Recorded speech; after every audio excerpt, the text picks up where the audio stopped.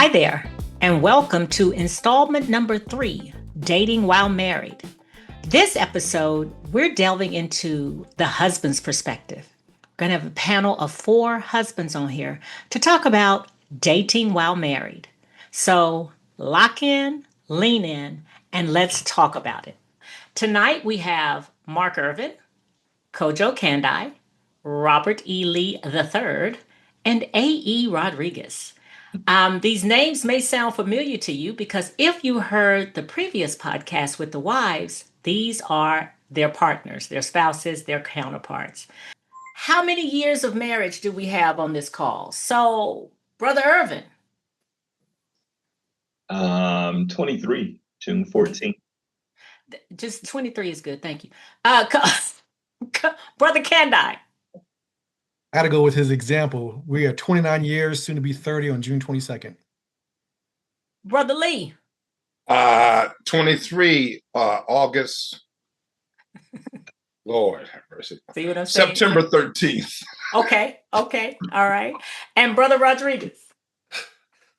25 years, June 2nd. We have 100 years of marriage between the 4 couples. So I can only imagine some of the nuggets. So let's get into it. Tell me, are you the husband today that you were 23, 29, 23, 25 years ago? How have you evolved? Slowly. That a question for us or okay? What they say, All right. I like that. What did they say? So here's the thing. So I have.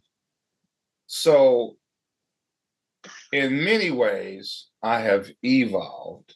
Okay. But there's a couple of things. So I used to be a big door opener, and listen, that is not insignificant because my wife wasn't even into all that.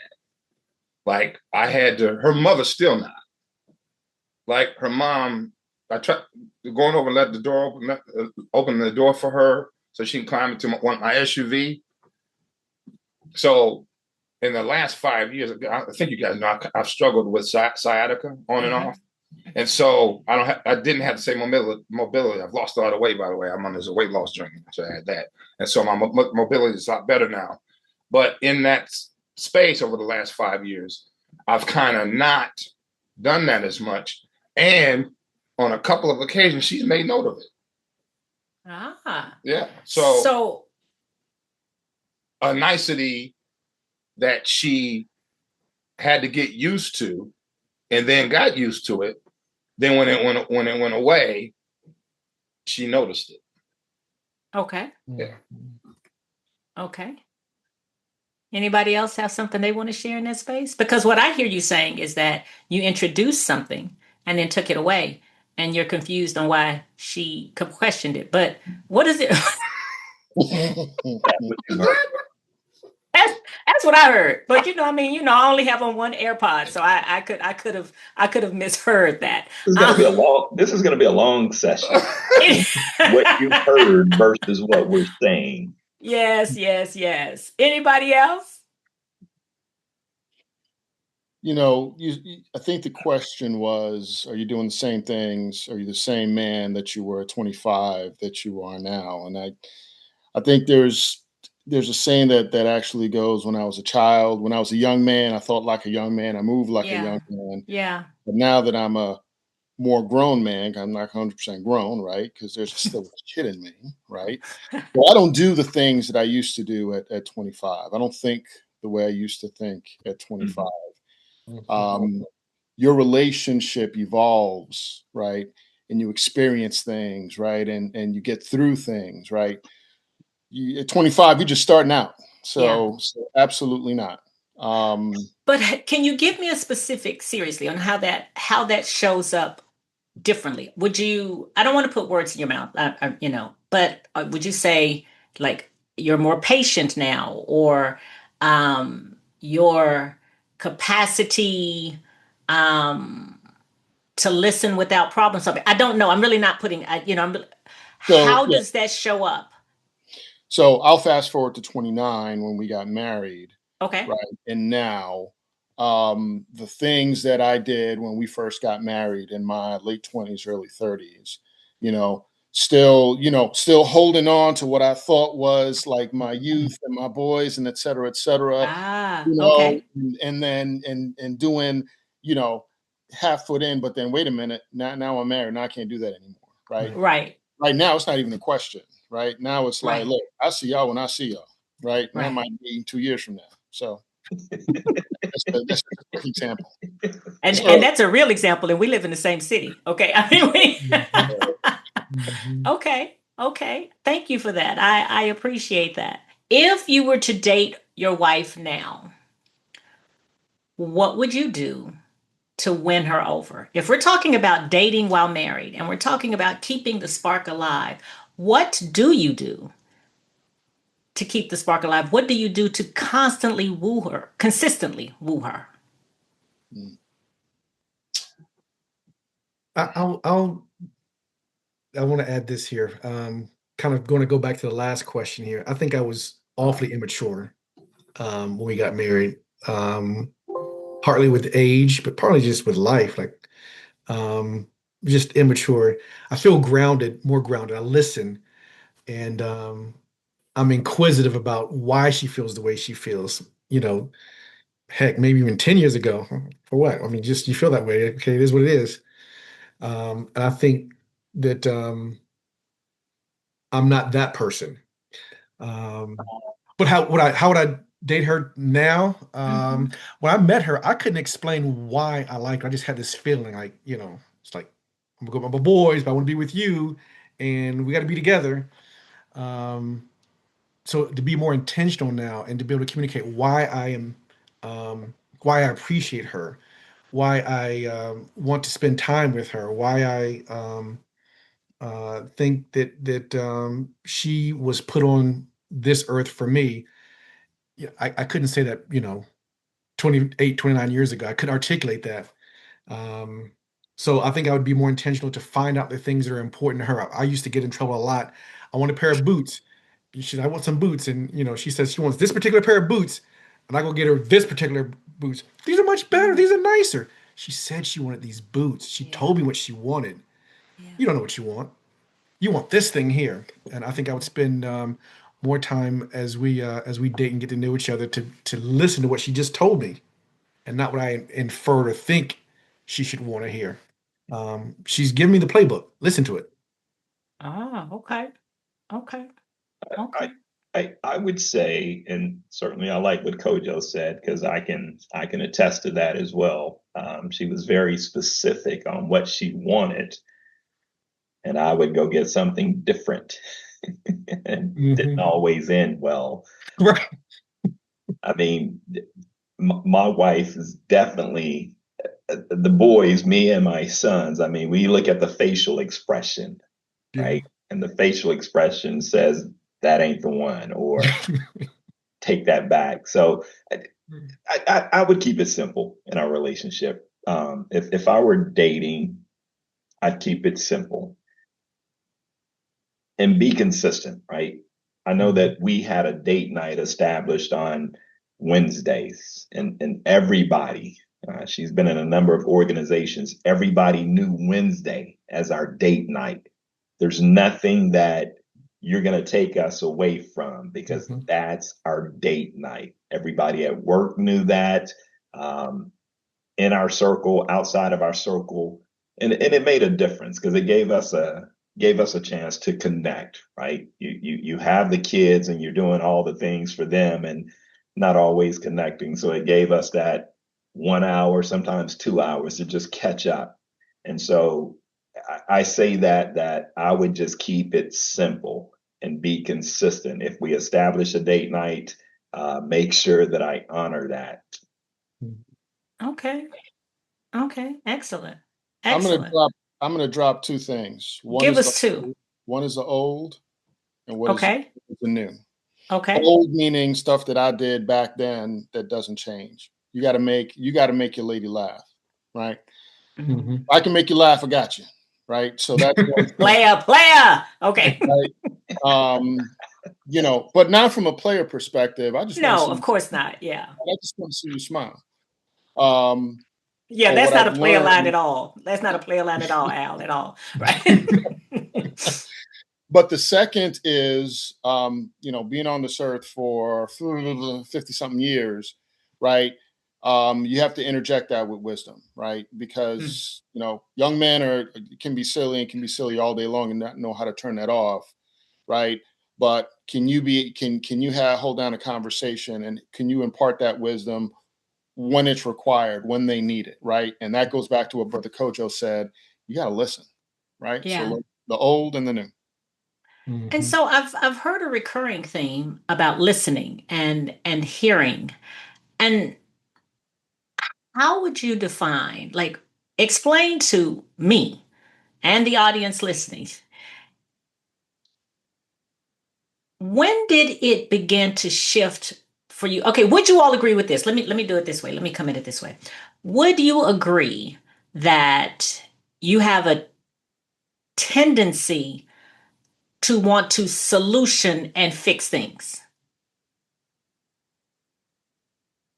Mhm. Audience, they're nodding. I know in case Yes. this is audio only, they don't want to audibly admit that I am correct. Okay, But, got but it. yeah, but So, that's in our DNA, right? okay, right, Yes. Humanity's right. DNA to fix stuff, right? Would you say that over the decades that you have learned how to either press pause on that instant need, um, or kind of hold on to it when your spouse is talking to you about something or bringing something to you, right? Because I want to go down the listening component for a minute. I know that sometimes what I want is just to be heard.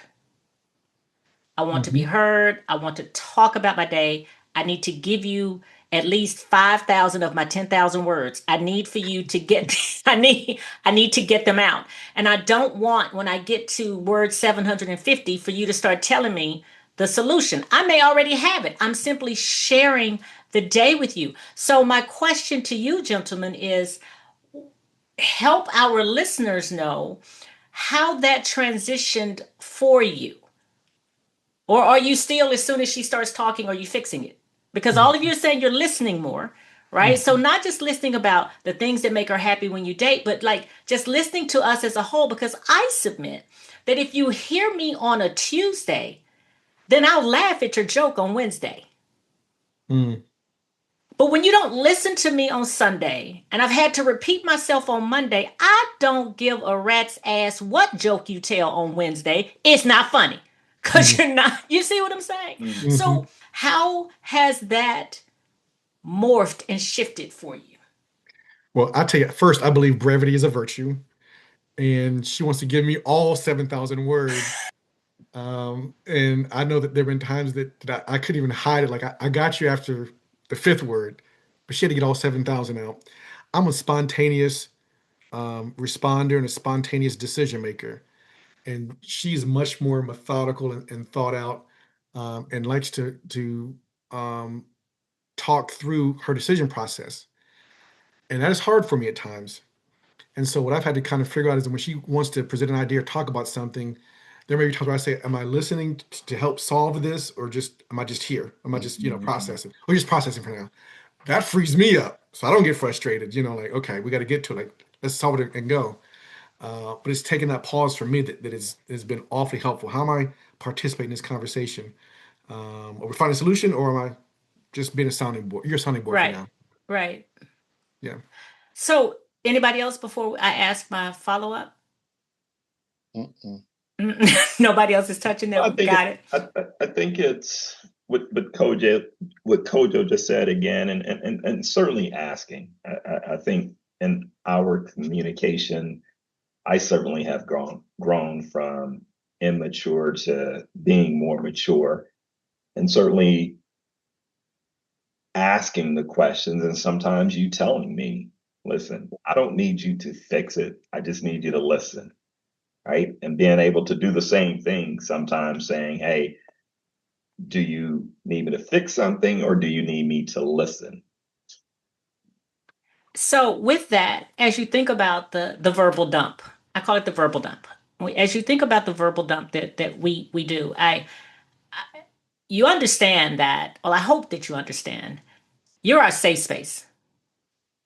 Like it is, I can, the 7,500 words I can say to you, and I can split verbs, and I can, I can speak in all my colorful language. I can be out and be free. It's the safest space. And I think what we are attempting to communicate without the words is we're trying to give you a glimpse into the load that we carry.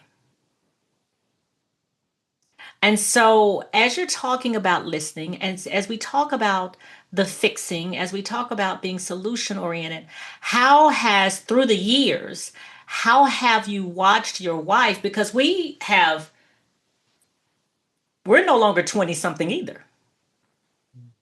And so the loads that we carried at 25, 27, 30, whatever those ages were, those loads are vastly different now. Like you've walked through some life with us. How have you learned what type of support we need, and how does that show up? So in our marriage, I'm the talker. Dawn, and I need to share this, add this too, because it's different. Our dynamic is different. And I'm just share openly that we are in a space now these last couple of years where we are relearning each other. I went through a 5-year season with my parents, taking care of them. They lived in Detroit, moved them down here separately. They passed away in the last 3 years. My parents lived separately in Detroit, and so 2 different activities. Dawn and I never had a family, never had children. So we had all these years where we did our thing, whether it was, we did our thing together without the challenges or opportunities that exist when you have a family. But then it came upon us late, right? Because in that dynamic, where you're taking care of your parents, it's a similar dynamic, right? Yes. But it's late. It's late in the season for us. So that has come with some particular issues. And then Dawn decided to step out and come into this small business world and be a business owner as well too. And so all those dynamics play a big part for us. And so we have had more opportunities to understand and appreciate each other lately, these last few years, than we did early on. Okay. And so it's very different. But so when you guys say things, I'm listening from the lens that I know you guys all had families. Well, may I interject one thing? Yeah. Because I want to be clear when I talk about the lens, I'm talking about all of it. I'm not just talking about the children component. I am talking about, we've walked through life together. We've buried, a few of us have buried parents. We have seen you've supported your wife. By this time, you've been married for 20 plus years. You've supported her through the breakup of a friendship. You have supported her through, the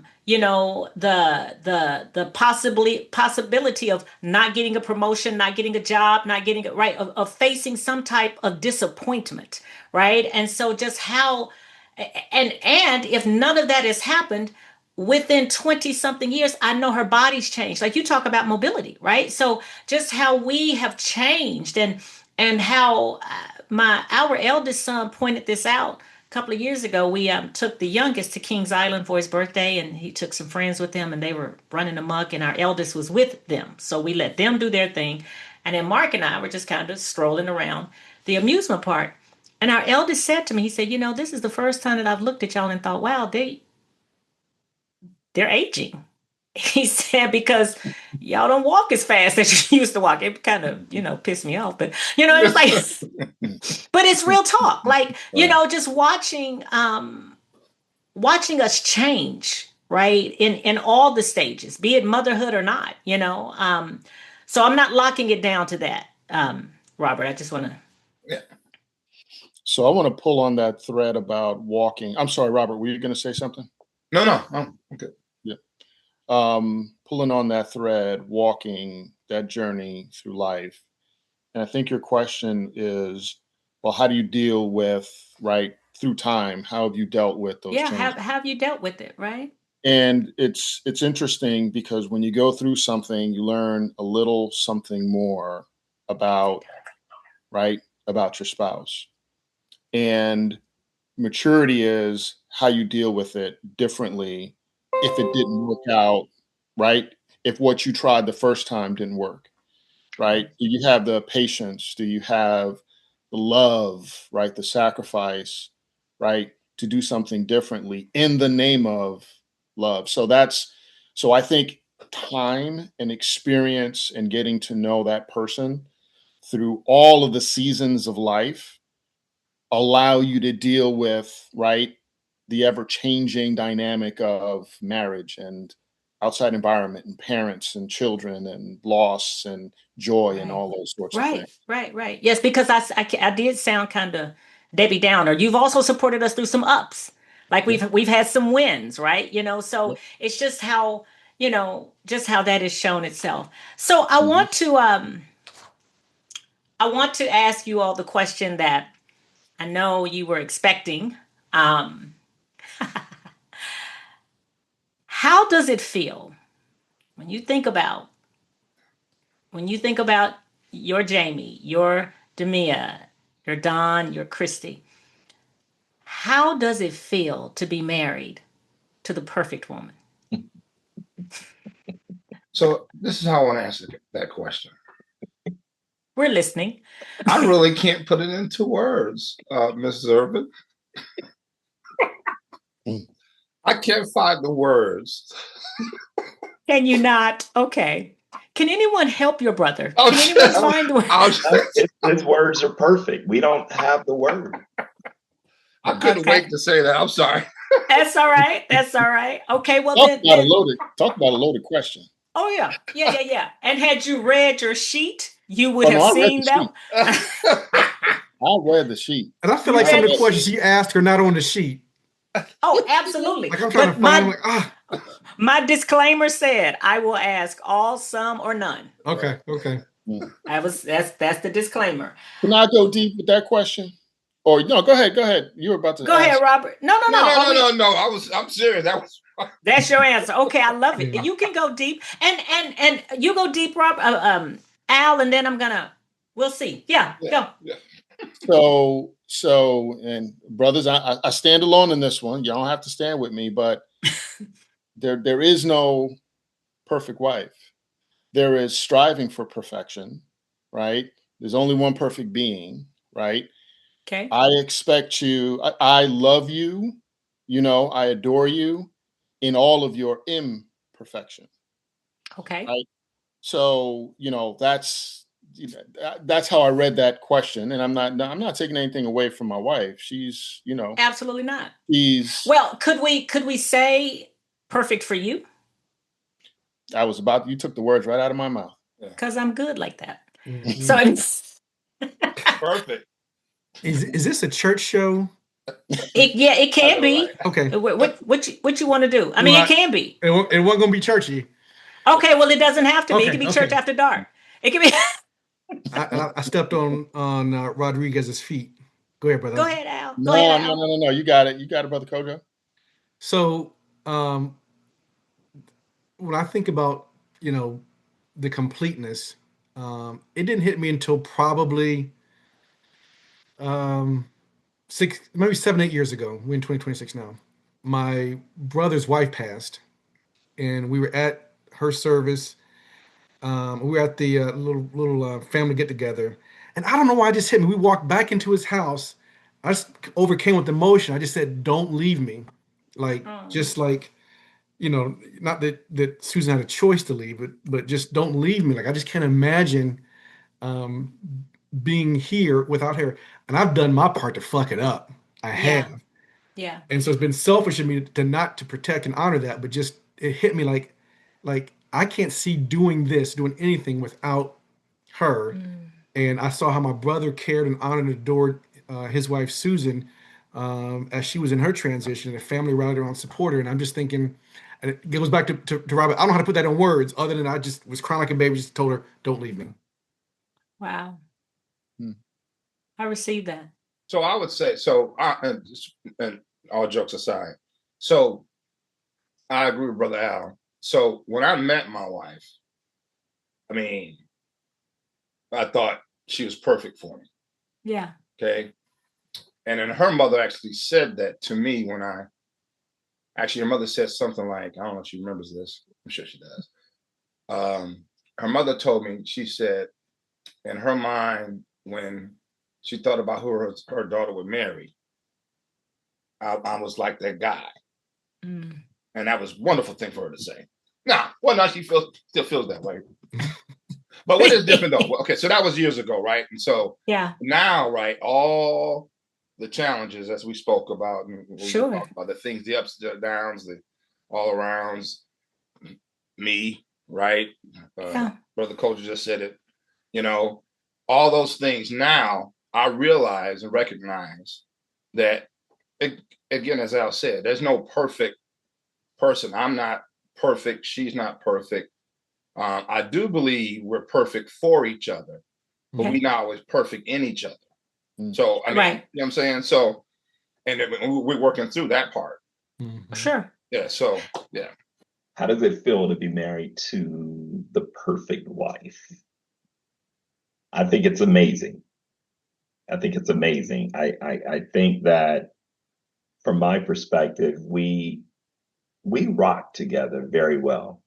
And when we're in agreement, we're in agreement. When we're in disagreement, it probably hurts me more than it hurts you.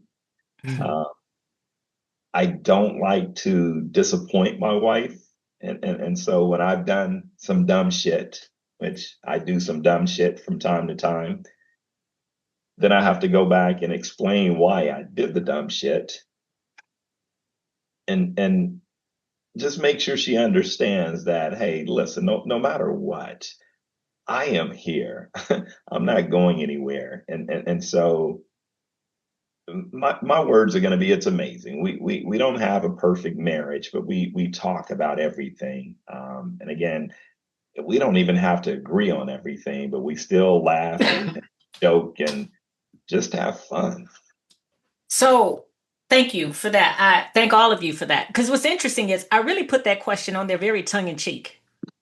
Like that wasn't even a serious question. It was a question that came up at lunch when Mark brought up this whole idea of a podcast with the husbands because he was a little jealous because the wives we did the thing. And so Oh, he brought thank it you, up. Mark.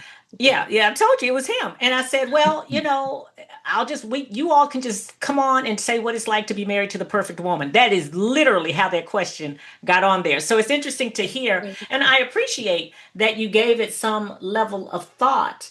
When I think about and I hear you say, okay, there's no perfect human being. Of course, I am comfortable saying that all of us on this call and the vast majority of my listeners know that to be a fact, right? And so, but for those who don't, we submit to you that the only perfect human being was Jesus the Christ. So we just want to put that out there. And now Jamie, Demia, Don, and Christy run a close second. Okay. Oh, yeah, sure. Yeah. Mhm. I mean, if Jesus stopped running, we're gonna run to the back of him. But it's a tight race. It's a tight race. Amen. So at what point when did it start morphing for you? Because okay. Like when you met your wives, right? When you saw her, right? One of the reasons I get so bored with the whole Ruth and Boaz story is because they make Boaz out to be this noble, distinguished, honorable man. Boaz was an old man who was riding in his chariot and saw Ruth bending over gleaning wheat. He saw that young thing. All right, that's what he saw. Now, did he do what we deem honorable, etc.? Sure. But he did not look at her and say, I sure think she's going to be an honorable wife. What he did was say, throw her a little bit extra wheat because he wanted to get her attention. Mm. Okay. I submit to you, gentlemen, when you first laid eyes, when you first saw her, okay, you didn't think 29 years from now, she's going to be an amazing human being and be a great wife. Mm. You saw her and you thought what you thought, you felt what you felt, you experienced what you experienced. Tell us about the transition in that though. Like when it started, but not necessarily on June 2nd, but just how walk us through the metamorphosis of this chick is dope. I'm listening. Well, for me, I think, and I shared it when we did our first thing together. Dawn and I shared our story. I won't go into the whole story, but for me, I knew right away, like at the first date. It actually wasn't even a date, actually. The first time I met her was at a lunch where she was a planner.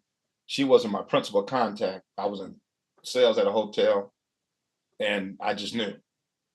I just knew it. I just knew. And then, you guys know, I had to do some work, to make it happen. But so then the next part is, we dated for 5 years before we got married. And as I understand it from her brother, she was on the way out when I asked her, right? So timing, right? She was on her way out, as I understand. So I asked her just the time, we got married, and we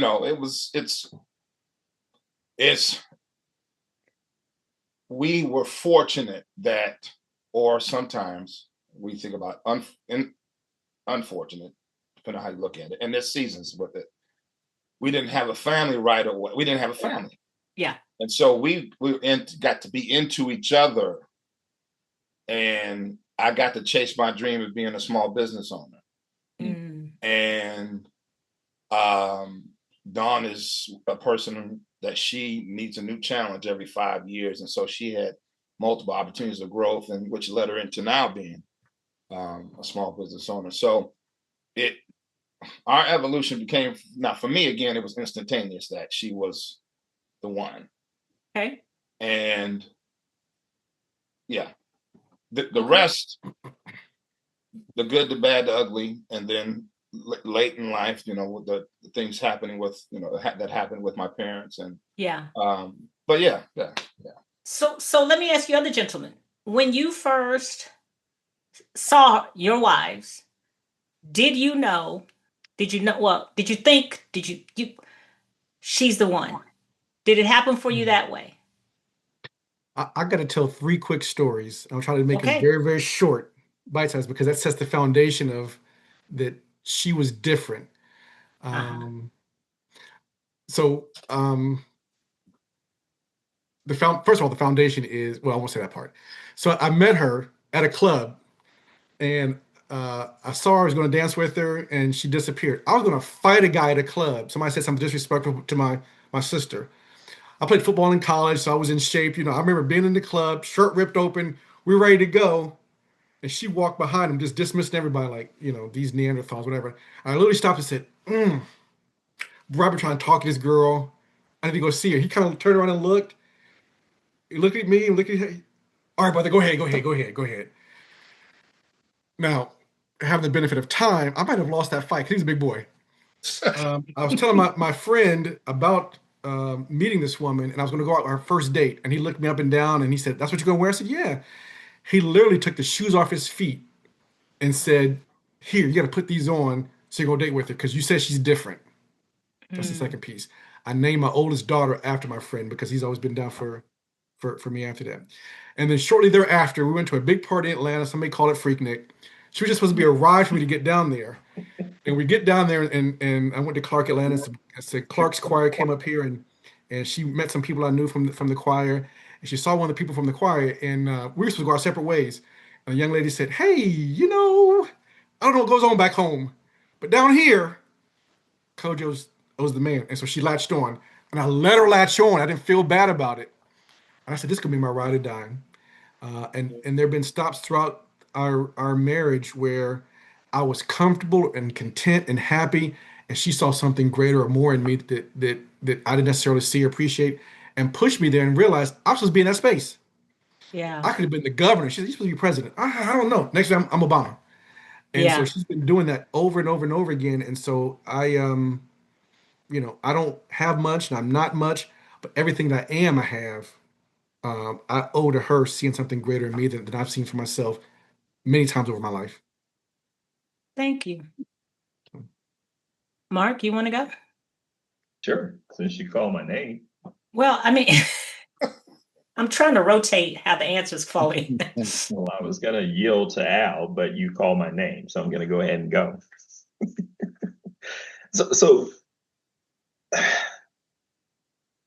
So I saw Jamie in a wedding, right? I think I've shared this story before. And there was something going on, and she grabbed the microphone and she spoke into it. Excuse me, may I interject? It was not during the wedding that I spoke into the mic. During the wedding reception. This is when we were taking photographs. The wedding was over. The bride and groom had kissed. Okay, can we? All right. I did not jump up while they. All right, amen. Go ahead, sir. I'm sorry.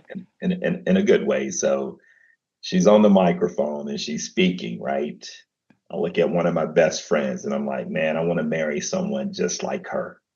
Speaking it into existence, not knowing that about 6-7 months after that, we would have our first conversation. And again, I think I shared this with her. I was on my way to the club before we had our first conversation, and probably not, the typical clubs you go to. Yeah, and make sure you understand what the club. I was on my way. That club. Make it rain. Okay, go ahead. Look, I went to school in Atlanta. We do things different. I get it. So I think the moral of my story is speaking things into existence and just not knowing what God truly has for you, right? I said that with probably some different intentions at that time. And then to have the conversation with her 6 months later, and the rest is history. And Kojo said it very well. I am where I am today because of my wife, because of her pushing and seeing things that sometimes I'm like, that's not for me. I'm not interested. And her constant encouragement. Oh, you can do that. So it makes me feel like I can do anything by that type of encouragement. And certainly I want to reciprocate that and pour into her as she's blossoming in her business. Thank you for that. Al? So transparently, when I saw Christy, I was like, wow, she is beautiful. Did I think immediately marriage? No, because I wasn't in that mindset. I was coming out of the military. I was, going back to school. I was on my own doing those things. So that wasn't my headspace, and just from a maturity level. But there are a few things that happened that led me to that point where I'm like, oh no, this is the woman for me. I'll tell you a quick few. So the first is I went to church with Christy, right? Hampton University, there was an awesome preacher there. Oh, I forgot his name, but just an awesome preacher. She's probably one of two women that I ever dated that I went to church with. So that was one. Number two, I saw how she was with her family. And because I'm tight with my family, that left an impression on me. Mhm. And then the third is how she was with my family. Mm. And I'm thinking, oh my goodness, she can just be who she is, and she just kind of just blends in with the family naturally. So that was wonderful. And then the last thing is what she did for me from the perspective of forgiving me for being the knucklehead that I was at that particular time, looking past and beyond, right, what I was then to what I could be. That forgiveness piece is a monster, and that is what I was like, oh my goodness, I'm done. This is the woman for me. I love it. So I hear an overarching theme, and it's that you and your spouses are friends, Mhm. like locked in. That's your bestie, right? Mhm. And I will share a little secret on our call. That is exactly how we defined you all as our absolute best friends. There are times that Mark and I have lived in separate cities or even separate states, and we call it the two-state tango because we've moved because of his job, and I've stayed back to finish the school year or to whatever. And I would say to people, I miss my friend more than I miss my husband, right? I miss my friend. And so I want to ask you about that. How does the friendship show up for you? How do you show up for the friendship? So I don't want to belabor that the one issue. And by the way, let me say this real quick because when Dawn finds out, I said, well, I can't remember now what I said, but anyway, Well, we'll delete it, whatever I it know I was. didn't say. Tell I me. should have said misfortune. I said unfortunate. Oh, I had okay. to get that in there because when she hears this, she's like, "You said unfortunate." Anyway, so I have to use the parent dynamic, and now Dawn's mom now and her uncle, we tag team all the things. When my wife decided to start a business, I was well, I ain't gonna be no W-2 in the house anymore, but I was very supportive, and try to give her the pros and cons of it. Um, her friends have become my friends. I'm very close with her family. We travel together. I travel with her family. She's done. I don't. I mean, now I know I drive her crazy because I be, yeah, I be effing up too, brothers. I mean, I just do. And I am currently on a self-exploration journey to make correction. But that's my girl. I mean, that's my, I know that sounds pretty I'm not trying to minimize it. I hope I just love her. And I can't imagine, even though there are times, I think Dawn, you guys remember Dawn used to say, and we both say now that people ask us how long, we've been together, the 23 and 5, that'd be 28 years together. And then we both say now, Dawn started, I forget where she got it from, but we both didn't want to give up on the same day. That we've been blessed that we both didn't want to give up on the same day. I can tell you exactly where you got that from. Where we get it from? That's Mark. Where did they get that from, y'all? From you. That's right. That's Mark and Jamie Irvin. That's Mark. Oh, okay. That's why Kojo pointed. That's a something that we and Al. Yeah, that's something that we That's what we say is the secret to staying married is that you both can't give up on the same day. Yeah. I didn't know, guys. I'm sorry. We said it in the flame. Is that okay? Oh, You and said it? then we started using it. Okay, Yeah. that makes sense. No, I love it. I love it. Yeah. Yay. Thank you for that. Anybody else want to talk about how you show up for the friendship, how the friendship shows up for you? Um, I think, I've got my crew, my boys that I go see. I mean, since high school, it's, we come up from Westerville, and it was a small group of like 8 of us back in the day, and we're still together. Um, we will do stupid things together. We will, find a way, and we'll go cow tipping even at our old age, just figure out something stupid today. But she grounds me to say, that you probably shouldn't do that. By the way, if you've never been cow tipping, it's awful. It's horrible to the cow. And it's very scary.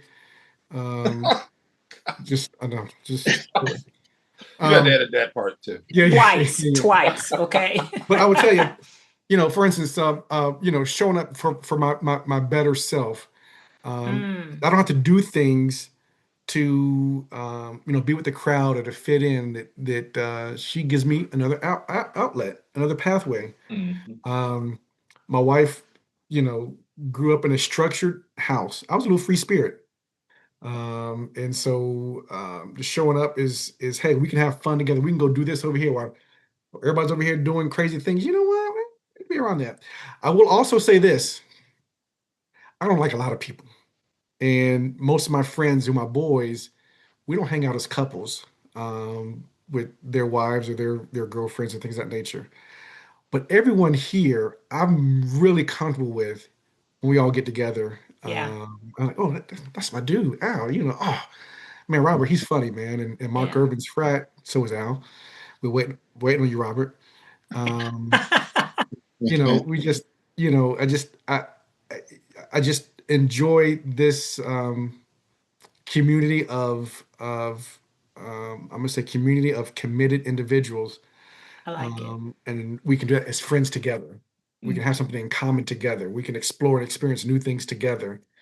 So I wanna jump in with a question about that. The community of committed individuals, and our time is coming to an end.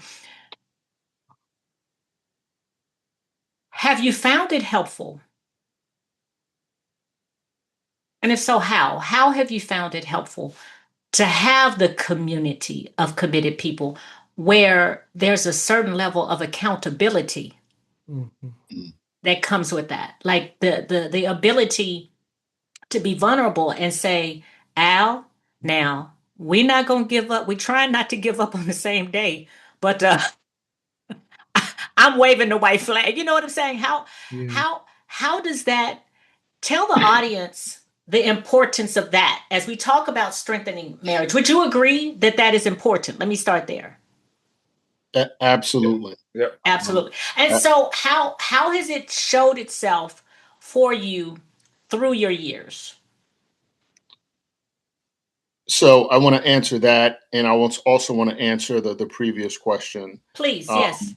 Um, I like to surround myself with great people that are going to be true tellers, right? Okay. That are going to call me on my BS, and that Yeah. I can also call them on their BS, right? Iron sharpens iron, strengthening foes. That's one of the things that I love about the relationship. Christy and I mean, if sometimes you heard what we say to each other, it is one is in love, Yeah. but sometimes it's sharp. And that's Yeah. because we love each other enough to tell each other the truth. Yeah. When we're screwing up, right? Or even when it's like, hey, I have another perspective. I know what you're telling me right now. And if this is a listening conversation, great. I'll wait for another time. But I have a truth that you need to hear. And when you're Yeah. ready to hear it, I'm ready to give it to you. Right. Yeah. And I like to surround myself in a community where like-minded folks that, love their wives, are dedicated to their wives, dedicated to their families, dedicated to doing the right thing, right? And if by chance we stumble and we fall, brothers that are there to pick us up. That is so absolutely important. That community is a big thing. Has it shown up for anybody in a specific way that you want to share where you're able to say, you know what, I I mean, maybe not this, but she put me out and my brother let me sleep on the couch for, you know what I'm saying? So, My so or I left and I went to my homeboy's house and he put me in the car and drove me back home and was like, no, no, no, no. So Mhm. how has it shown, if that's something you want to share, has it shown up for you in a real tangible way that you realize, yeah, this now this is going to sound not tangible, but it's very tangible for me. tell us. And that, and that, so I'm very social, right? Mm-hmm. I'm in the hospitality industry. I prefer to be out and about. And then, I'm a business owner. So for me, I just decompress a certain way. At the same time, I'm in this space now where it's time to roll that back because I'm approaching 60. There's some other dynamics that, but this is what I will say. Again, this is the part that sounds intangible, but it's been very a blessing to me. So remember the time I was out at Mastro's and I ran into the two of you, the Irvins? Yes. Well, I remember. yeah. So yeah, now I'm just out, and I'm, because I'm out. I'm always out. But let me tell you something. Kojo and his wife, what was our spot? I mean, like almost 3 times a month. It's gone now. Smith and Walensky. Smith and Walensky, yeah. Smith Had and to pull up Walensky. at the bar, yeah. But I mean, it was like a normal thing Yeah. that I would run into them at Smith and Walensky. Okay. And in this particular circle, right, since we've Now started, too, yes. Yeah, Okay. Kojo, I remember that. huh? I saw you up in that piece. What's I bumped that? into Kojo in the same spot. Okay, so so for me, it's a blessing in that because, and I really, Columbus is like it ain't even 6 degrees; it's like 3 degrees separation, here, Right. right? Yeah. So at the end of the day, I don't think I have a reputation at all, but at the same time, because I'm out socially often, and I go to the same places too, right? That's the other thing. So everybody knows where I am, and so. But this group in particular, because of that dynamic and what I believe our relationship will go as a result of stuff like tonight, for obvious reasons, and we won't share what that is. I wasn't comfortable necessarily with doing this tonight, but it's worked out, right? And It has. I felt like I had to be here Right. because who it was. Thank you. That's how I felt, really. And so wherever we are today, I hope, it's my prayer that we continue to, Grow. Amen. Yeah. Amen. Well, I'll jump on that too, and not to have a gratuitous, shameless reference back to the Irvins, but I was, being a knucklehead, and I got called to the principal's office, and we go out to dinner. I think we're gonna have a good time, and they want to have some words with me, but what hurt the most is Mark Irvin, get on my, just sitting close to me and saying that was disrespectful. I didn't know he did that. And I don't know, I'm a grown ass man, but I'm supposed to just, I'm supposed to handle that. So Listen, I will not listen, to and shut yeah. the blank up. Not to divulge, but it was I was the principal, y'all. He's hinting at me. When we went out, there were some things that I shared with Kojo, and I said about the community. It's the village. When we make certain choices, we can impact the village. And I didn't realize that Mark had leaned up and it said that. He did it real on the slide. But that's what we need, right? So yeah, thank you all for sharing that. Kojo, that was an amazing impersonation of Mark Irvin. I had to get in That's why I character laughed. because, I was like, wow. that was good. Feared in my brain, Yeah. But it's spoken in love. We try to, in those of us who've had children or you've had employees, you've had to shepherd and guide another human being, right? You hope that you can just say, you know what, putting your hand in the fire is going to burn. So you just kind of don't want to do it. That's not the best choice. You would hope that just this natural ability would kick in, and it doesn't, right? So there are times that we don't do things because we don't want to disappoint. And that's all right too. Right? It's great when I do the right thing because it's the right thing. That's a beautiful thing. But sometimes we do the right thing because we don't feel like dealing with what it feels like to do the wrong thing. Am I making sense in what I'm saying? So thank you all. I think this is great. So I want to bring us back, and I want for you to tell our audience as you think about from the husband's perspective, keeping the flame alive, dating, how to stay excited, how to stay engaged. What are nuggets that you would give the listeners? So at 60, well, I'll be 60 in July. At 60, I just at 60, at 59, I should say, because I'm 59 now. I am in this space where I have learned that, and this is in all things. I've always known it professionally, but it's certainly I have not lived it in my marriage or my relationships. But I have learned at 59 that you have to be intentional. Mm. That's being intentional. All right, I want to go to the top because that's what I normally do on Wednesday, but I have to be intentional about who I am and what I am. I'm a husband, and I have a wife at home, and she's actually all right with me if I do in moderation, right? But there are times when, so now again at 59, I have learned I'm in this space where I have to be intentional about what I put in my body, about moving. I've become intentional about moving my body and saving my life. And then I don't want to say saving my marriage just because it's not that deep, but I do want to say, yeah, I am trying to be intentional about saving my own life, saving my marriage, and holding on to what we've accumulated together. Mm-hmm. Yeah. Thank you. So, Brother Lee, since you took the words right out of my mouth with intentionality, I'll just add to this small nuggets. So, if you think about a basket, right, a basket of things that you're going to give to your wife, be intentional about listening and observing and do those little things to fill up that basket, right? Whether it's, oh, that's your favorite meal, you're having a bad day, I'm going to go grab that, right? And make it available to her, right? Or the thing that she wants you to fix that has gone unfixed forever. Just do it.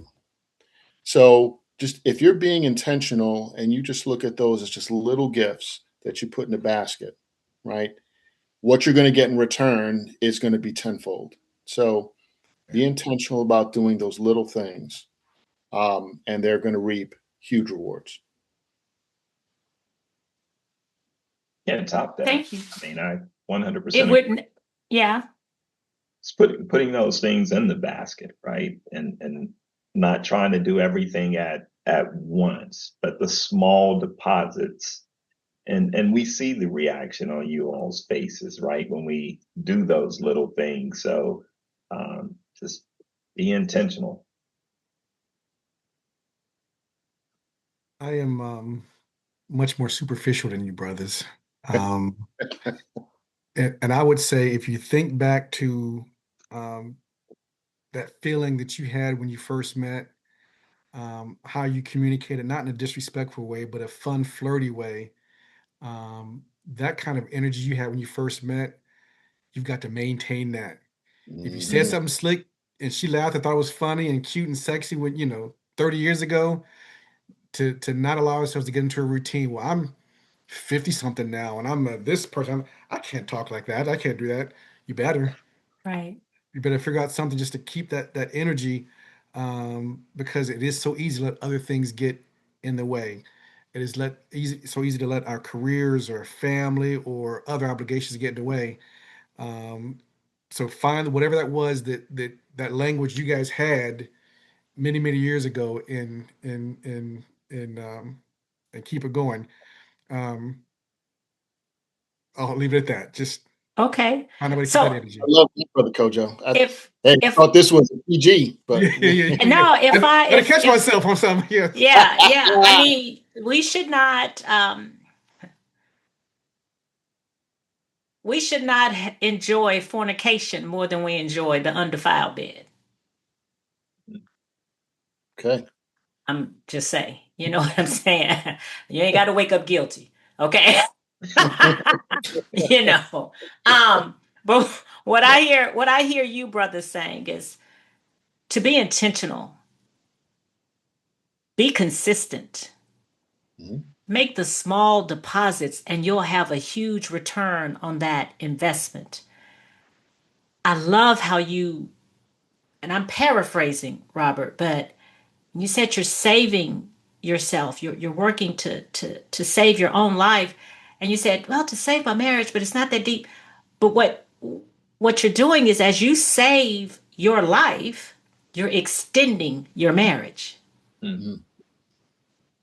So I just, listeners, listen, it's 100 years of marriage on this podcast. So take the nuggets. We hope that you will listen, observe, do the little things, do what matters, make her laugh, and be intentional. And all your being, make sure to be well, beloveds. Thanks for listening.